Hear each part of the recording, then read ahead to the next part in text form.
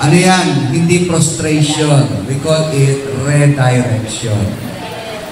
Sa buhay natin, actually, walang prostration. Sa mga makamundo lang yun. We call it redirection. We redirect. How much po yun sasabit na tayo sa Panginoon? Ibig sabihin, hindi na ikaw ang masusunod talaga. Hindi na. Hindi na ang pangarap mo ang dapat ipursu mo. Pangarap para sa Diyos. Pero kapag ikaw nag-submit sa Panginoon, ang kagandahan naman nun, kaya mo ang lahat ng bagay. Kaya mo. Kasi hindi na ikaw ang humaharap, kundi ang Diyos ko. Dito, sa babasahin natin, marami nag-o-oppose kay Jesus, mga Pariseo, mga saserdote, na sa isip nila tama ang kanilang ginagawa, pero hindi nila alam, ito'y pagsarili pa rin. Ang tawag nga niya sa mga taong to, mga hipokrito. You hypocrite. Inakusaan sila. Akala nila nagsiserve sila para sa Panginoon, pero ang totoo, nagsiserve sila sa sarili nilang gusto. Gusto nila papuri. Gusto nila i-acknowledge. Gusto nila may mag-aabuloy sa kanila. Because ang pagsiserve sa Panginoon talaga, hindi mo hahanapin ang gusto mo. Hindi mo hahanapin ang pangarap mo. Hindi mo hahanapin kung ano yung nakakasatisfy sa'yo. Ang gusto mo ay isasubmit mo sa Panginoon. And God conquers all, even yourself. Now, here, part lang to, no? Pagkatapos kang pagsasabihan ng mga saserdote, mga Pariseo, kayo mga hypocrite kayo. Ang lilinis nyo sa labas, pero sa loob naman ay ang dudumi nyo. Self-serving. May mga taong gano'n, nagbibigay, pero isusumbat sa'yo. Meron nagpapakita ng tulong, pero gusto nila ma-publish sila. Meron naman gusto mag-serve kasi meron mga followers. Meron gusto magsalita kasi yun ang nais nila, yung maging center of attraction. Pero kaya iba't doon talaga, the real service to God is submit yourself first to the Lord. And now, if there is any prostration, huwag kayo mag-prostrate. It is only redirection. Nire-redirect. Kasi pinabababa niya ang inyong katauhan sa harap ng Diyos. Let God be exalted. Ikaw ang bababa. Tulad ng sinabi ni John, Panginoon, ang dami ng tagasunod nung ina ninyo, yung pinautismuhan nyo. Nung ngayon, sabi ni Juan, yung pinautismuhan nyo ngayon, ang dami ng mga disciples. Magtawag siya, nawawala na kasi nga, may himala kay Jesus. Sa kanya, wala. Walang himala siya. Walang himala kay John the Baptist. Hindi siya naghimala. Ngayon, sabi ni John, yun naman talagang purpose ko. Siya ang itataas, ako ang ibababa. Pero nung sabi naman ni Jesus sa kanya, kay Juan, alam niyo ba sa lahat ng mga naging propeta, sa lahat ng mga naging propeta, siya ang pinaka-dakila, si Juan. Ibig sabihin, mas dakila pa pala siya kay Moises, mas dakila pa siya kay Elias, ang pinakadakilang propeta, si Jesus na nagsabi nito, I see John the Baptist. So here, marami tayong gustong i-conquer, ma-achieve. Napakalaki ng daigdig, pero minsan, yung mga problema natin parang mas malaki pa sa daigdig. Ang daming pwedeng umupos sa'yo, pero yung yung sarili mo mismo, upos sa gusto mo, sa nais mo, gusto mong gawin, pero ayaw mong gawin. Yung bawal siya pag gagawin mo, upos. Talagang, ang hirap talaga, mahirap isupil, hindi ang anak nyo, hindi ang kapatid nyo, kundi ang sarili mo. Yan ang mahirap isipin, i-disiplina. Kaya sabi din sa Proverbs, bago nyo i-control ang city, kontrolin nyo muna ang inyong sarili. Bago kayo mag-conquer ng isang bansa, i-conquer nyo muna ang inyong sarili. Bago kayo magsabi ng disiplina sa ibang tao, disiplinahin nyo muna ang inyong sarili. Marami mo gusto mag-disiplina pero yung sarili nila hindi nila kaya disiplinahin. The first thing na dapat natin i-conquer is ourselves. Kapag nakontrol nyo na ang inyong sarili, lahat makokontrol nyo na. Circumstansya, problema, mga oposisyon, mga kapitbahay, ma-influensya nyo na rin sila. The first thing you have to conquer is yourself. Basahin nga natin si Matthew 11, chapter 11, verses 25 and 30. Okay, sa 25, babasahin ko. And then, kaya sa 26, ito yung katatakos ka lang sabihan yung mga pariseo, kayo, mga hipokrito kayo. Sarili nyo, hindi nyo kontrolin. Kayo, nagmamalinis sa labas, pero yung kabuturan ng puso nyo, at dudumi naman. Kasi nga, sarili nila, hindi nila makontrol. Panlabas lang lahat. At that time, Jesus said, I praise you, Father, Lord of heaven and earth, because you have hidden these things from the wise, learned, and revealed them to the little children. Ang sinasabihan niya rito, yung mga tagasunod niya ngayon, yung mga matatalinong tao na whitewash lang, mga hipokrito, ayaw sumunod sa Kanya. Kaya sabi niya, Lord, nagpapasalamat ako sa mga mapagkukumbang ito. Sila yung nakikinig sa akin. Sige, kayo naman sa 26. Amen. 27. All things have been committed to me by my Father. No one knows the Son except the Father, and no one knows the Father except the Son, and those to whom the Son chooses to reveal Him. Okay, ito, 28. Come to me, all you are weary and burdened, and I will give you rest. 29. Take my yoke upon you and learn from me, for I am gentle and humble in heart, and you will find rest for your souls. Okay. 30. For my yoke is easy and my burden is light. Okay, hindi sinabi sa inyo, no? Na malaking daigdig, pero parang mas malalaki pa yung mga problema niyo. No? Ito madalas ito yung narinig kong minsan, yung problema na daw nila kakaiba. Hindi, pareho lang yan. Inaako mo lang kasi. Para daw kung ang kanyang buhay ay isa sa pelikula, no? Hindi, pare-pareho lang tayo. Kaya lang iba-iba lang ang category. Pare-pareho lang. Kasi sa kanila kasi dinadamdam nila. Takot sila sa mga problemang ito. They could not conquer. Why? Kasi yung sarili nila hindi nila makonquer. The first thing you have to conquer is yourself. At lahat na yung kaya nyo nang magawa. Dito, yung nabasa natin, dun sa, balik nga tayo dun sa 27. Pakibalik nga dun sa 27. All things have been committed to me. Kasi kahit niya mga disipulo niya, mga magsasaka, mga mangingisda, meaning yung mababang loob. Pero ang hindi niya mga disciples, yung mga negosyante, mga saserdote, mga mayaman, mga matatalino sa kanilang sariling isipan. Kaya sabi niya rito, Lord, salamat. Kayo lang nakakilala sa akin at ako lang nakakilala sa inyo. At ako'y makikilala rin sa mga inireveal niyo sa akin. Alam niyo, pinipili ng Diyos, yung handang magpakumbaba. Handang mag-submit. Are you ready to submit, to conquer yourself? Para ma-conquer niyo yung sarili niyo, ang key talaga yung last part, yung 28 to 30. Come unto me, mapit kayo sa akin. Kasi yung sarili niyo hindi mo kaya talagang dalhin yan. Ang problema niyo hindi niyo talaga kaya dalhin yan. Yung sarili nyo, kahit mag-aral pa kayo ng psychology, hindi nyo mauunawaan yan. Hindi nyo makikilala sarili nyo unless lumapit kayo sa akin.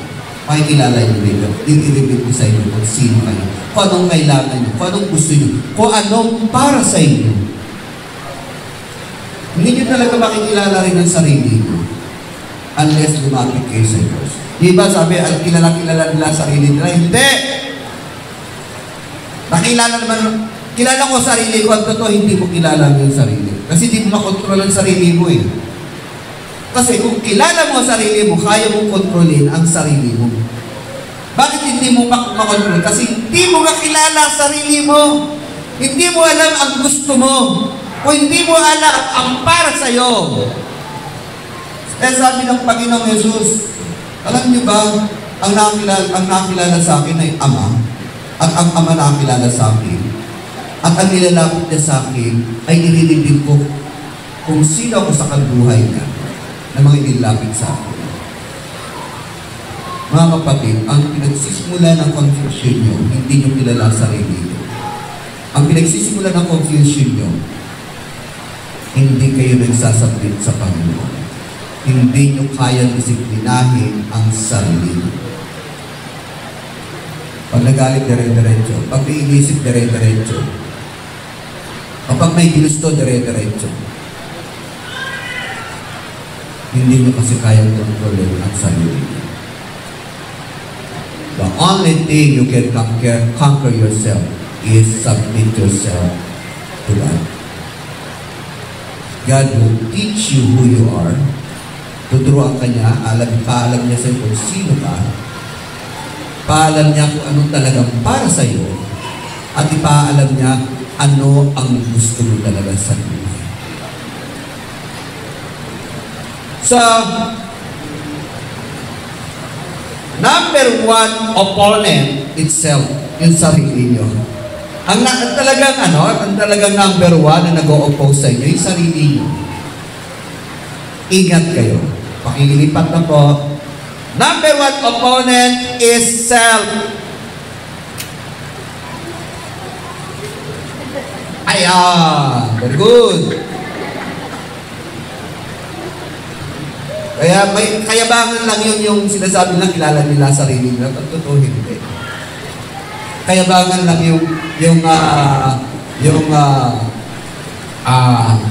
sabihin nila kaya ko lahat yan. Totoo hindi. Give up ka rin. Hindi mo kaya yan. Kasi ang sarili mo, hindi mo makangker. Everyone has monster in yourself. Na-realize ko, akala ko humble na ako, yung pala may kayabangan din pala ako. Akala ko mabait na ako, yung pala may kaswapangan pa rin pala ako. Kaya nga sabi ng Panginoon Diyos, pati yung pinakamainhin na babae, kapag nangailangan yan, pag nagutom yan, magiging swapang na rin yan. Kasi nga, ang talagang monster sa atin, inuuna sarili. Hindi humble. Pero kung kayo ay nagsasabit sa Panginoon, matututunan nyo ang magpakumbaba, ang i-give up ang sarili nyo. Ang let it go. Hayaan nyo. Alala ko ikantang, let it go, let it go. No? Let it go. Oh, hindi para sa akin, let it go. Kung may nagmamayabang sa'yo, sige, let it go. Kung hindi para sa akin, hindi ko ma-achieve, let it go. Hindi naman talaga para sa'yo, huwag mo ipursu. Kung ayaw sa inyong lalaki o ng babae, hayaan mo sila, huwag mong habol-habulin. Let it go. Kasi yung naghahabol, yung gusto lang nila, yung laman nila, masatisfied. Gwapo to. Hindi ka ganda dito. Let it go. Hindi para sa iyo. Anumang bagay na ibinibigay sa iyo ng Panginoon, huwag mong isa pagpilitan. Kung ikaw ay talagang sumusunod sa Panginoon, huwag mong ipipilit ang gusto mo. Kailangan magpakumbaba ka. Ang maganda is wait. How many times na sinasabi sa Bible, wait? How many times na sinasabi nga, maghintay ka? How many times na sinasabi, be patient? Hindi lagi, pero sinasabi, pursue it! Unless na pinalangin mo at sinabi talagang literal tulad nila David. Gawin mo. Di kaya meron ng inspirasyon na gawin, ituloy mo yan. Para bang may bumubukal dapat, gawin to, gawin mo na nga yan. Kahit na masakit, kahit gastusan ka, pero gusto mong gawin, that is from God. Pero kung merong umuupo sa'yo na parang bang may nagbabara sa iyong landasin, ano ka muna mag-isip-isip, baka yan ay hindi kalooban ng Diyos. Yung mga evil thoughts, mga doubt, mga fear, minsan ang hirap i-conquer. Yung takot nyo, ano bang mga tinatakot, discuss natin last time, mga takot sa kamatayan, takot sa sakit, takot sa kawalan. Kapag ikaw nasa Panginoon, alam mo, isinorender mo ng buhay mo sa Panginoon, hindi mo na responsibilidad yan. Ibinibigay mo sa Diyos ang obligasyon. At niririnig mo ang sarili mo sa Panginoon. Kaya nasabi, magaan lang naman ang aking pasanin mo ito. So, ang lahat ng pasanin mabibigat sa iyo, kinukuha na ng Panginoon. Kaya, the more na iniisip mo ang iyong problema, the more na hindi mo talaga kakayanin yan. The more na nagkikwenta ka ng itikwenta, so kung mahilig dito magkwenta, tinutos-tuos, di ba? Ako rin, pero ayaw ko na magkwenta. Mahirap kasi sasakit lang ang ulo mo. Huwag na kayo magkwenta, basta maghintay na lang kayo na may mga ibang paraan ng Panginoon. Kaya niyo yan kapag nagsabit kayo sa Panginoon. Buti nga kayo, hindi pa na-experience na 2 years, wala kayong salary. Ako, na-experience ko yun. 2 years ako walang salary, pero may ibang para na ginagamit ang Panginoon. Ngayon, kahit pa paano, may salary na ako. Makakalagpas ka talaga.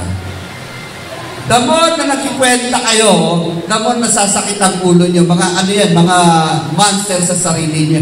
Nag-oopo sa yan, hindi tama yan. Kwentahin mo. Matakot ka, mag-doubt ka, umiyak ka, magreklamo ka. Yan, talaga minsan sarili. But if you conquer that, hindi totoo yan, yung doubt that. You have to conquer yourself. Kaya nga sinabi ko sa inyo, gusto nyo makonquer lahat ng yan? Submit yourself to God. And God will obligate Himself for you. Siya mag-obliga. Obligado ang Diyos para sa iyo. Kaya sabihin mo lang, Lord, kalooban nyo. And you feel relaxed. Kayong nahihirapan, sabi dun sa 20, kayong nabibigitan na ng lubha, lumapit kayo sa akin. Hayaan nyo na ako ang magiging obligado dyan. Kayo kasi, lagi nyo obliga sarili nyo Kayo mag-oobliga na maggastos, kayo mag-oobliga na mag-isip, kayo mag-oobliga na hindi matulog, kakaisip kung paano maging masaya. Hayaan nyo ako ang mag-obligado sa inyo. And that is the meaning of verse 28 hanggang 30. Masyado nyo ino-obliga sa sarili. Mali yan. You cannot do that.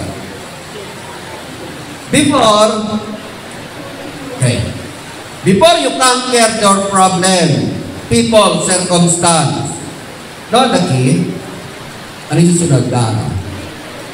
Before you conquer others, kasama na din yung problema, circumstance, o tao, yung kapitbahay nyo, yung pinagkakautangan nyo, lahat ng yan, kasama na yan. Before you conquer them, conquer yourself first. And how to conquer yourself? Siyempre, hindi mo makakonquer. The very key of conquering yourself is on verse 28 to 30. Basahin nga uli natin yung verse 28. That is the key. Yan ang susi para makonquer nyo ang inyong hindi magandang ugali, ang doubt, ang fear, ang mga tao na tumutuligsa sa inyo.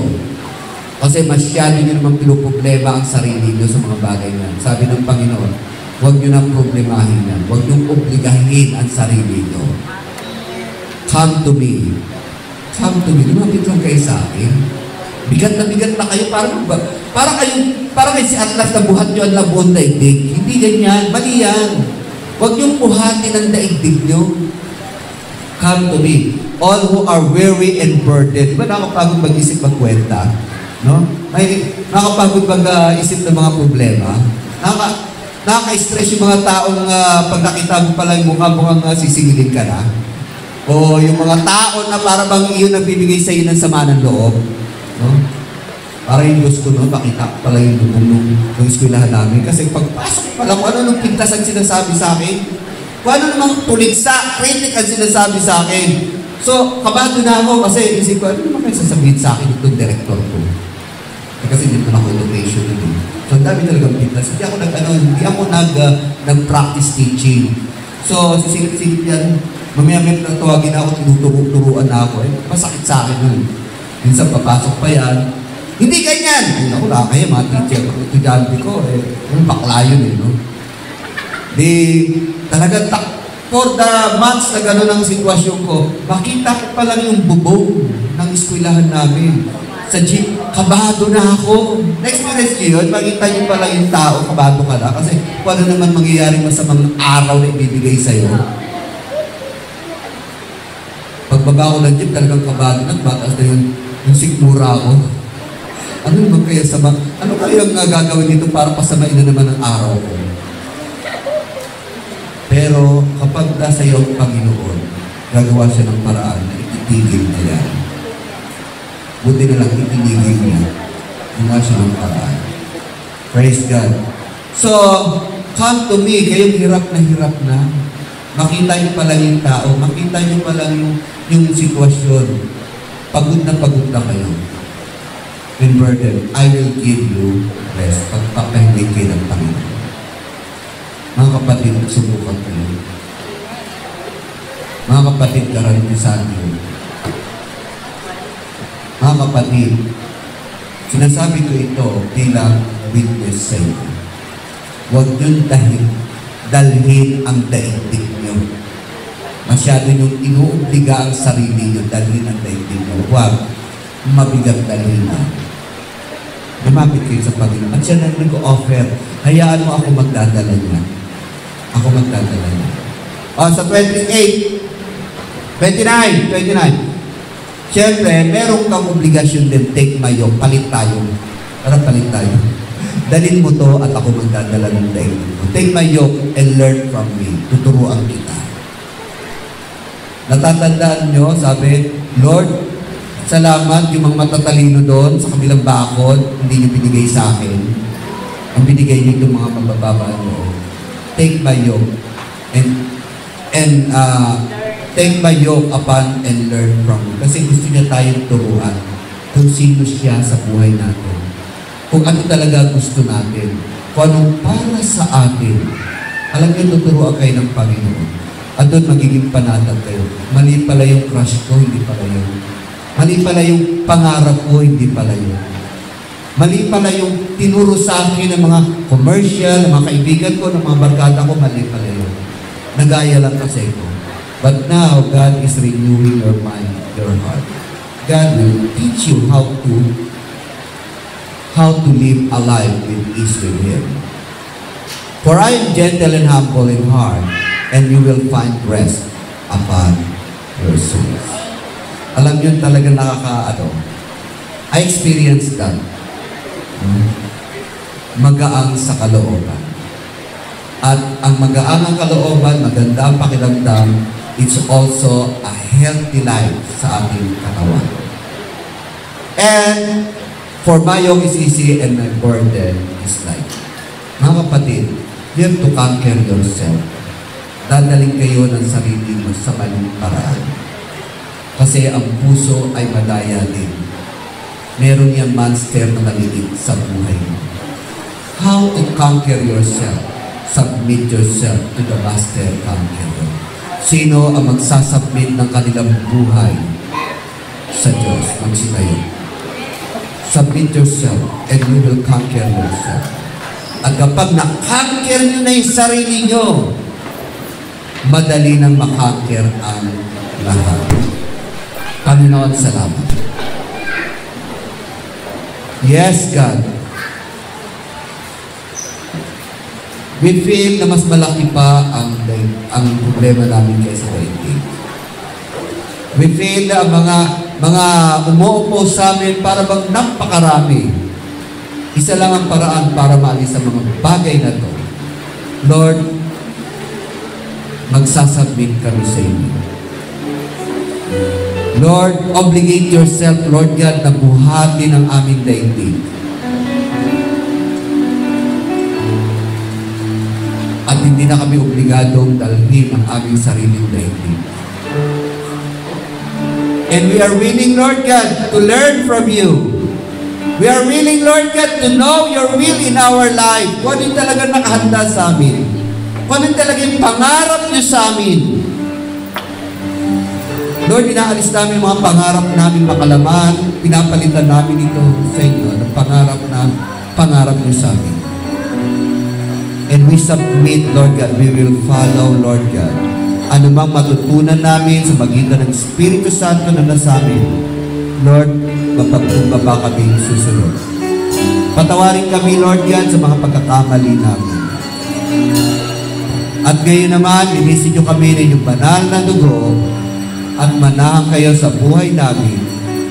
Gawin kami mapagkumbaba at sumunod sa inyong kalooban. Sa mga sandaling ito, ang lahat ng narito nagsasabi, Lord, the only thing para mapagtagumpay namin lahat ng bagay ay ang submission sa inyo. Taas po natin ating mga kamay.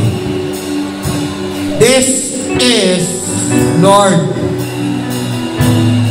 our manifestation na kami ay wala talaga, hindi namin kaya.